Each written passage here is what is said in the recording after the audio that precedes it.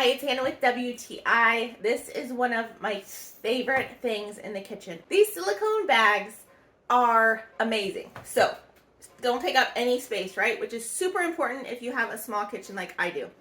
But it comes as a set of 3. So you get all 3 of these sizes. And they don't look like they would store very much, right? But they do. So the smallest one holds 2 cups worth of stuff. And the big one holds 8 cups worth of stuff. How that's 8 cups is beyond me, but when I put leftovers in here, I am shocked at how much fits in one of these little containers. And they're really easy to seal. So there is the little groove here and the little piece that goes in it. So it has the same concept as a Ziploc bag, but even my son had no problem doing it. You just squeeze it together like that and it is sealed. And they're super easy to clean. You can just pop those babies in the dishwasher. If you hand wash them, they're super easy as well because you can just flip them inside out and wash the inside of it.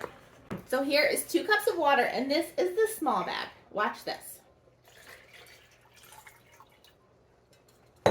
See? Who would have thought 2 whole cups of water would fit in this easily?